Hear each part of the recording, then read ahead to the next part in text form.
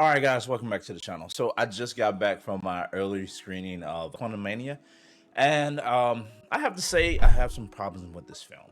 First and foremost, I feel like Jonathan Majors as an actor was a bit wasted in this film. He did bring a little bit of emotion. He brought a lot of just depth and personality to Kang, but the film just held him back, right? And the character of Kang itself or himself was also a waste for this film. I felt like the film did not deliver on the threat that the promotional material promised us. Kang is definitely much more threatening, much more menacing, much more deadly than we actually saw in this film. We only got a glimpse of just what his capabilities are, and the film just kind of downplayed that. The first 45 minutes of the film had absolutely no use to the rest of the film. It didn't drive the story forward in any way possible. The overall story of the MCU was not pushed forward until basically the end credits of the film. We have two, by the way, one mid credit and one post credit scene. They introduced a little bit more of what's to come, but I don't even remember what phase we're in. Six, maybe? It's been so many films over the last what 10, 20 years. They're all written together at this point. I need a damn spreadsheet to kind of keep up with what Marvel is doing. But the film itself turned into more of a Wasp family, film. I felt like Scott was put in the back burner in the film. He didn't really do much more than provide comic relief and a little bit of heroicism, but I guess that's what we're getting from these Marvel films going forward. But the film itself, if I had to put a number on it, I'd say it's a 7 out of 10.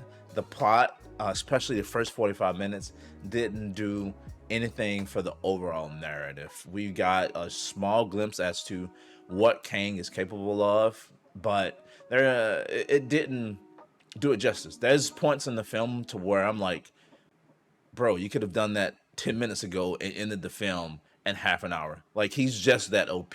And he was so downplayed in this film. The story itself was average. It's definitely not as worse as Thor Love and Thunder, because that film was terrible. This was considerably better, but it was still heavy on the comic relief. Some of the jokes landed, some of them didn't.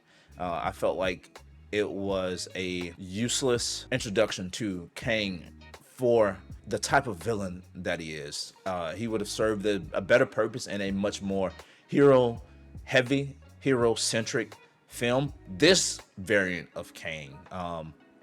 But if you've seen Loki, you know that Kang has multiple variants, and something's gonna happen. Something is coming later on in the MCU.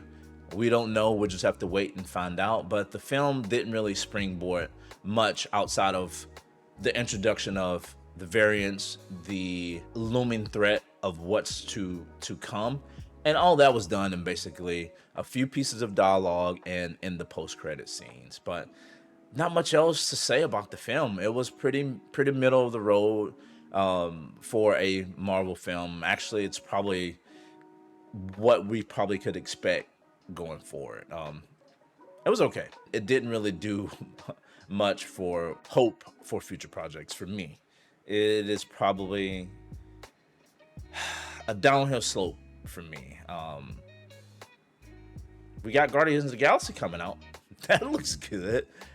But other than that, I don't really feel like Marvel is gonna do much going forward. They're allowing DC to, close ground on them as far as like the premier superhero comic cinematic universe. But we'll see how things go.